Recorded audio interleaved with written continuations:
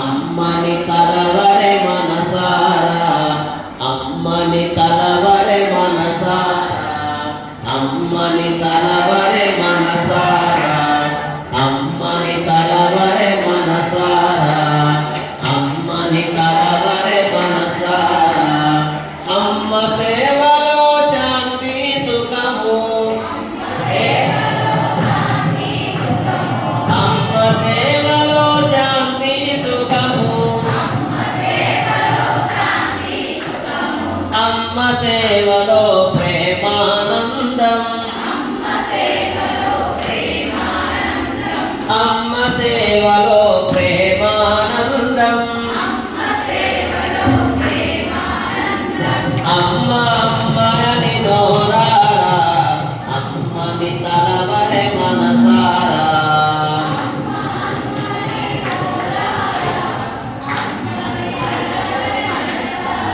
మన అమ్మని తలవరే మనసారా రేపు మామయని పలుకుట ఏలా రేపు మామయని పలుకుట ఏలా రేపటి దినము మనదో కాదో రేపటి దినము మనదో కాదో అమ్మయమ్మయని దోరారా అమ్మని తలవరే మనసారా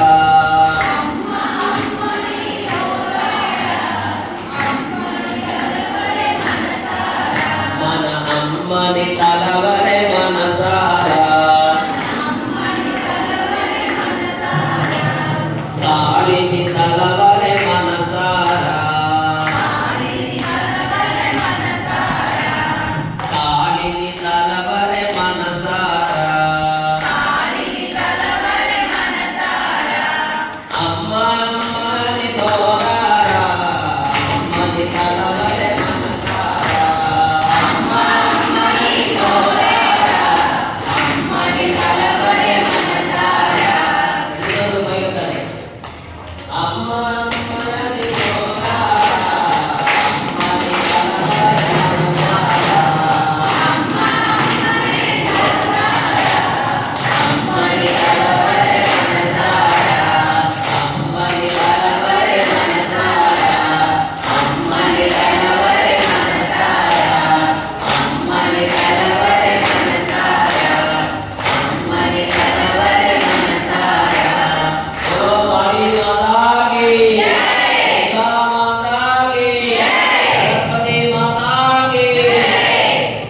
చూడండి, మనం పాడితే పక్క వాళ్ళు ఏమనుకుంటారో, మన గొంతు బాగోదేమో, వెక్కిరిస్తారేమో అని మనం అనుకుంటూ ఉంటాం. ఎలా పాడినా పక్క వాళ్ళకు కాదు నచ్చాల్సింది, అమ్మవారికి. అమ్మ వింటే చాలు. మరి అమ్మ లోపల ఉంటుంది కదా, లోపలే కాదు నీ లోపల కూడా ఉంటుంది. లోపలే కాదు నీ లోపల కూడా ఉంటుంది. అందుకే ఒక ఆయన అన్నాడు, నాలోన శివుడు గలడు నీలోన శివుడు గలడు, నాలోన గల శివుడు నీలోన గల శివుడు, లోకముల నేల గలడు. నీలో శివుడు ఉన్నాడు, నాలో శివుడు ఉన్నాడు. ఉన్నాడా లేడా? శివుడు ఉన్నంత వరకే ఇది శివం, లేకపోతే శవం. ఆయన ఉన్నంత వరకే తిరిగి జీవం, లేకపోతే నిర్జీవం. ఇందాక ఆ పాటలో అర్థం తెలుసా? రేపు మాపుయని పలుకుట ఏలా, రేపటి దినము మనదో కాదో. స్వామి పేరు చెప్పండి అనగానే ఇది కాదు రేపు చూద్దామే, ఇంత చిన్నప్పుడే ఎందుకు, రేపు పెద్ద అయిన తర్వాత చూద్దాం, పెద్ద అయిన తర్వాత దేవుని మొక్కుదాం, చిన్నపిల్లలకు అవసరమా అని అనుకుంటే ఈరోజు మొక్కడం నేర్పిస్తే మొక్కుతాడు, మొక్కుతుంది, లేకపోతే తొక్కడమే. ఇప్పుడు నేర్పిస్తే, అందుకే మనం ఆ పెద్దవాళ్ళు ఒక మాట చెప్పారు తెలుసా? ఏంటది? మొక్కయి వంగనిది మానయి మొంగునా. మొంగుతుందా? ఉండదు. అన్నీ చిన్నప్పటి నుంచే నేర్పించాలి కదా. మనమేమనుకుంటాం, ఒక 50 ఏళ్ళు వచ్చిన తర్వాత, 60 ఏళ్ళు వచ్చిన తర్వాత, 70 ఏళ్ళు వచ్చిన తర్వాత కృష్ణ రామ అని అనుకోవచ్చు. ఇప్పుడే వాళ్ళకన్నా అప్పుడు వలుకుందా? వాళ్ళక చిన్నప్పటి నుంచి అలవాటు చేయాలి. అలా అలవాటు చేస్తే ఆ నామానికి ఉన్నటువంటి గొప్పతనం, దేవతలకు ఉన్నటువంటి గొప్పతనం మనకు తెలుస్తుంది, మన పిల్లలకు తెలుస్తుంది, సమాజం అంతా బాగుంటుంది. కాబట్టి రేపు మాపు అని అనుకోకుండా ఎప్పుడు అవకాశం వస్తే అప్పుడు దేవుని దగ్గరికి వెళ్తూనే ఉండాలి, సేవ చేస్తూనే ఉండాలి, ఇలాంటి పూజల్లో పాల్గొంటూనే ఉండాలి. ఇప్పుడు మనం చక్కగా పూజా కార్యక్రమాలు జరుపుకున్నాం. మీకు అన్నీ ఇచ్చారా? ఏమిచ్చారు? ఏమి ఇవ్వలేదా? అన్నీ ఇచ్చారు. ఎలా ఇచ్చారు? మనస్సుతో ఇచ్చారు, భావనతో చేయాలి. చూడండి, మనం ఎక్కడో ఆరోగ్యంలో ఉన్నాం, మనం ప్రతిరోజు పూజ చేసే అలవాటు ఏమీ లేవు. చేయాలా వద్దా? ఎలా చేయాలి? భావనతో చేయాలి, మనస్సుతో చేయాలి. అమ్మవారికి ఏది ప్రీతి? మీ దగ్గర అన్నీ ఉన్నా చేయకపోతే వృధా.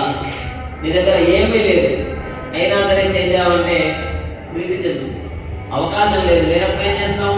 మన మనస్సుతో చేయాలి, భావనతో చేయాలి. మనస్సుతో చేసిన దానికి 10 రెట్ల ఫలితం ఎక్కువ ఉంటుంది. నువ్వు అన్నీ ఉన్నా శ్రద్ధ లేకుండా ఎక్కడెక్కడికో చూసావనుకో ఫలితం లేదు. చూడండి, దీనికి ఒక చిన్న కథ చెప్తారు మన పెద్దవాళ్ళు. ఒక అన్నదమ్ముడు ఉన్నారంట.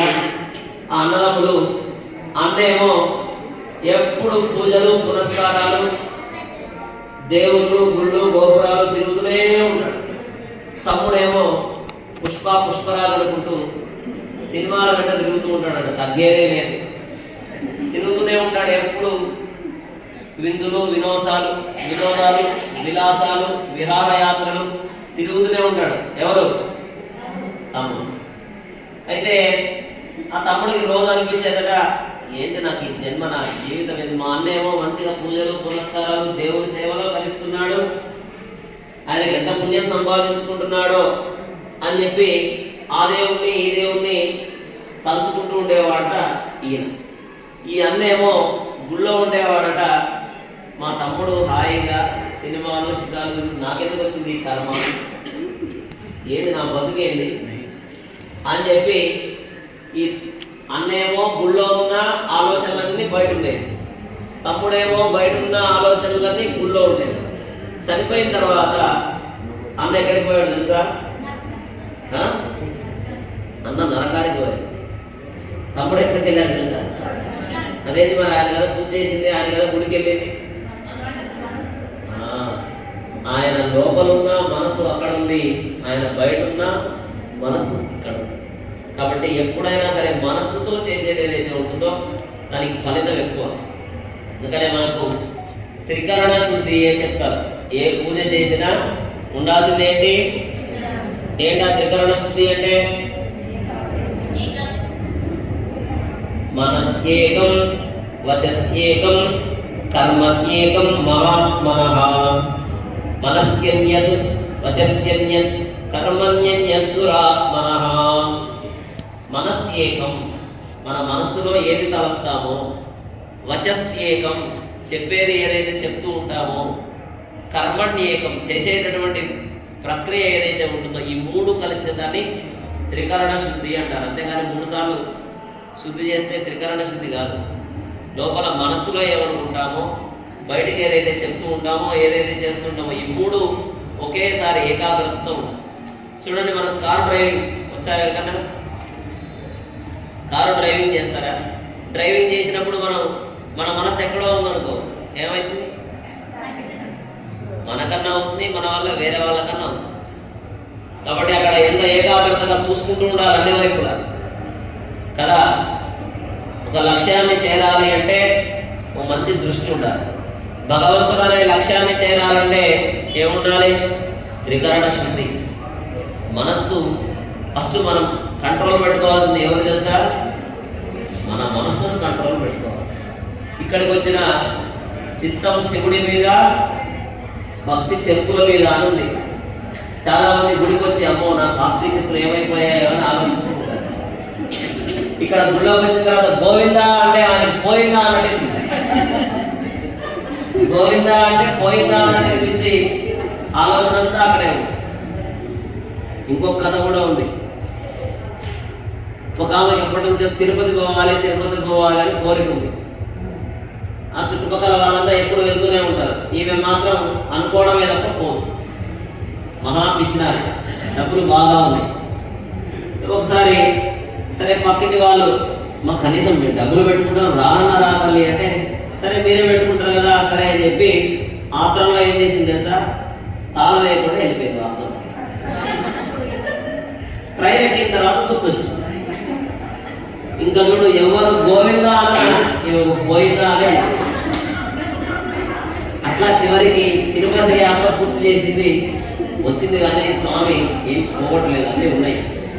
కానీ చూడండి, కొద్దిమందికి ఎక్కడికి వచ్చినా వాళ్ళ ఆత్రం అంతా ఎక్కడో ఉంటుంది, వాళ్ళ మనస్సు అంతా ఎక్కడో ఉంటుంది. అట్లా ఉండకూడదు. ఎప్పుడు మనస్సు ఏకాగ్రతతో ఉండాలి. కాబట్టి ఇప్పుడు మనం ఏకాగ్రతతో మంచి భావనతో మన దగ్గర అన్నీ ఉన్నట్టుగా భావించి చేద్దాం. ఇప్పుడు మీ దగ్గర నదీ జలాలు ఉన్నాయి. గంగే చ యమునే చైవ గోదావరి సరస్వతి నర్మదే సింధు కావేరి జలేస్మింకురు అన్నట్టుగా కలశారాధన చేయాలి కదా. కలశారాధన తగ్గట్టుగా ఒక కలశం ఉంది, అన్నీ ఉన్నాయి. పసుపు ఉంది, కుంకుమ ఉంది, షోడశోపచారాలు అన్నీ ఉన్నాయి అన్నట్టుగా మనస్సుతో ఇప్పుడు మనం పూజ చేద్దాం. అందరూ కూడా ముందుగా నమస్కారం చేసుకోండి. ఏ పూజ చేయాలన్నా మొట్టమొదటి ఏం చేయాలి అంటే తల్లిదండ్రులకు నమస్కారం చేసుకోవాలి, గురువుకు నమస్కారం చేసుకోవాలి, మీ పితృదేవతలకు నమస్కారం చేసుకోవాలి. ఇట్లా నమస్కారం చేసుకోండి. తతః ఆదౌ దీపారాధనం కృత్వా, చక్కగా దీపాలు వెలిగించినట్టుగా ఈ భూమండలం అంతా ప్రమిద, సముద్ర జలాలు, నదీ జలాలు, నూనె, సాక్షాత్తు సూర్యుడే అందులో వెలిగేటటువంటి వృత్తి. అంత పెద్ద ప్రమిదను వెలిగించినట్టుగా మనసులో భావన చేసుకోండి. దీపారాధన చక్కగా దీపం వెలుగుతోంది, లక్ష్మీ స్వరూపం కదా. ఒకసారి దీపానికి మనసులో నమస్కారం చేసుకోండి. లక్ష్మీ క్షీరసముద్రరాజతనయా శ్రీరంగనామేశ్వరీ దాసీభూత సమస్తదేవవనితాం లోకైక దీపాం పురాం శ్రీమన్మంతకటాక్షలబ్ధవిభవ బ్రహ్మేంద్ర గంగాధరాం త్వాం త్రైలోక్య కుటుంబినీం సరసిజాం వందే ముకుంద ప్రియాం. దీపలక్ష్మి, గృహలక్ష్మి, ఐశ్వర్యలక్ష్మి, సామ్రాజ్యలక్ష్మి దేవతాభ్యో నమః. దీపాన్ని వెలిగించాం. ఇప్పుడు మొట్టమొదటి సంకల్పం చెప్పుకోవాలి. మీకు ఏమేమి కావాలో అవన్నీ విజ్ఞాపన చేసుకోవాలి, సంకల్పం చెప్పుకోవాలి. ఎడమ చేతిలో కుడి చేయి వేయండి, లెఫ్ట్ హ్యాండ్లో రైట్ హ్యాండ్, దానికి కూడా వైపు పెట్టుకోండి.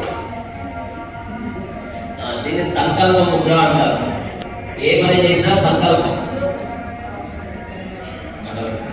ఓం సుభాష్యుదయాత్రే ముహూర్తే అత్ర పృథివ్యాహద్వీపే భారతవర్షే భద్రదేశే రోహత్రే దిక్పాగే శ్రీరంగస్యోత్తరదిక్ప్రదేశే శ్రీశైలద్వాయువ్యప్రదేశే గంగాధారే జ్యోతిర్దేశే శోభనత్రయ నమందే వదాభవద్భాగవతాచార్యాణాం తత్రోత్మాన వ్యావహారిక సాంద్రమానే ప్రభవాదిత్రోత్తరాణాం మధ్యే భోజనామూర్తే దక్షిణాయనే వందో మాతృశ్రమాసే శుక్లపక్షే అద్యనమ్యాం కావాద్రః భవాద్రే భవాద్రే నమచక్రే నయోగే నమరణే ఏవం ప్రవిజయ నమచిష్టాయాం స్న్యాం సుమంధం.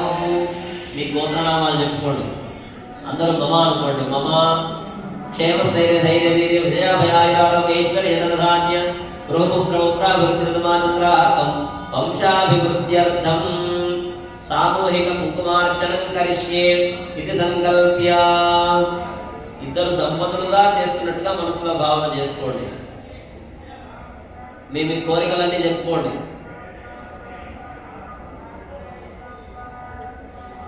తతః సంకల్పం పూర్తయింది. ఇప్పుడు మనం కలశారాధన చేయాలి. కాబట్టి మీ ముందర ఒక కలశం ఉన్నట్టుగా భావన చేసుకోండి. కలశానికి మంచిగా అలంకారం చేసినట్టు ఆ కలశంలో పసుపు, కుంకుమ, అక్షతలు, ఒక పుష్పం వేసి కలశం పైన చెయ్యి మూసిపెట్టి ఉంచినట్టుగా భావన చేసుకోండి. కలశారాధనం కృత్వా ఓం ఆ కలశే సుధావతి పవిత్రే పరిశుద్ధతే ధైర్యజ్ఞేషు వర్తతే. ఓం కలశస్య ముఖే విష్ణుః కంఠే రుద్రः సమాశ్రితः मूले तत्रस्थितो ब्रह्मा मध्ये मातृगणास्पदाः उच्चौ सागराः सर्वे सप्तद्वीपाः सुन्दर ऋग्वेदो यजुर्वेदः सामवेदोऽग्निधर्मणः गंगे जगिताः सर्वे कलशाम्बुदमाश्रिताः गंगे जयमुने चैव गोदावरी सरस्वती नर्मदे सिन्धु कावेरी जलेऽस्मिन् सन्निधिं कुरु कलशोदकेन देवमात्मानं सम्प्रोक्ष्य ఆ నీళ్లను అన్నిటి మీద ప్రోక్షణ చేసి మీ మీద కూడా ప్రోక్షణ చేసినట్టుగా మనసులో భావన చేసుకోండి. అపవిత్ర పవిత్రో వా సర్వావస్థాంగతో వివా విస్మరేత్ పుండరీకాక్షం సవాప్యాభ్యంతరస్సుచిః పుండరీకాక్ష పుండరీకాక్షాయ నమః. ఇప్పుడు గణపతిని ప్రార్థించాలి. ఎటువంటి ఆటంకం లేకుండా అన్ని జరగాలని మొట్టమొదటి గణపతిని పూజించాలి. నమస్కారం చేసుకోండి. ఓం గణానాం త్వా గణపతిం హవామహే కవిం కవీనాం ఉపస్రవస్తమం జ్యేష్ఠరాజం బ్రహ్మణాం బ్రహ్మణస్పద ఆనశృణ్వన్నోభిశ్రీదదానం శ్రీమన్మహాగణాధిపతయే నమః. చెప్పండి. వక్రతుండ మహాకాయ కోటి సూర్య సమప్రభ నిర్విఘ్నం కురుమే దేవ సర్వ కార్యేషు సర్వదా. మహాగణాధిపతయే నమః. ధ్యాయామి ధ్యానం సమర్పయామి ఆవాహయామి ఆవాహనం సమర్పయామి. గణపతికి ఆసనం వేసినట్టుగా మనసులో భావన చేసుకోండి. ఆసనం సమర్పయామి. సువర్ణరత్న సింహాసనం సమర్పయామి. స్వామికి అర్ఘ్యం పాద్యం ఆచమనీయం స్నానం చేయించినట్టుగా భావన చేసుకోండి. అర్ఘ్యం సమర్పయామి పాద్యం సమర్పయామి ఏకాచమనీయం సమర్పయామి స్నానం సమర్పయామి శుద్ధ ఆచమనీయం సమర్పయామి వస్త్రం సమర్పయామి ఉత్తరీయం సమర్పయామి యజ్ఞోపవేదం దివ్య శ్రీగంధం హరిద్రాచలం కుమారద్రవ్యాన్ని సమర్పయామి లక్ష్మీ పూజయామి. పసుపు కుంకుమ గంధం చక్రం వేసినట్టుగా భావన చేస్తూ ఇప్పుడు ఒక్కొక్క పువ్వు గరికతో గణపతికి వేసినట్టుగా భావన చేసుకుంటూ అర్చన చేయండి. ఓం శుంభాయ నమః ఓం ఏకదంతాయ నమః ఓం కపిలాయ నమః ఓం గజకర్ణికాయ నమః ఓం లంబోదరాయ నమః ఓం వికటాయ నమః ఓం విఘ్నరాజాయ నమః ఓం ధూమకేతవే నమః ఓం గణాధ్యక్షాయ నమః ఓం గజాననాయ నమః ఓం భారచంద్రాయ నమః ఓం వక్రతుండాయ నమః ఓం సూర్యకర్ణాయ నమః ఓం హేరంబాయ నమః ఓం స్కందపూర్వజాయ నమః ఓం వైమాధురాయ నమః ఓం వినాయకాయ నమః ఓం కుమారగురవే నమః శ్రీమన్మహాగణాధిపతయే నమః. ధూపమాగ్రాపయామి. గణపతి విరించినట్టుగా భావన చేసుకోండి. దీపం సందర్శయామి శుద్ధ ఆచమనీయం సమర్పయామి నైవేద్యం సమర్పయామి. గణపతికి ఆరగించడానికి నైవేద్యం పెట్టినట్టుగా భావన చేసుకోండి. మధ్య మధ్య పానీయం సమర్పయామి ఉత్తరాభోజనం ప్రక్షాళనాద ప్రక్షాళనామూలం సమర్పయామి మంగళనీరాజదీపం సందర్శయామి. ఆరగించినట్టుగా భావన చేసుకోండి. గణపతి పూజ పూర్తయింది. ఇప్పుడు మనం లక్ష్మీనారాయణుల్ని పార్వతీ పరమేశ్వరుడు ఇద్దరు దంపతుల్ని మనం పూజిస్తున్నట్టుగా భావన చేసుకున్నాం. మొట్టమొదటి ఆది దంపతులు పార్వతీ పరమేశ్వరుని మనసులో భావన చేసుకోండి.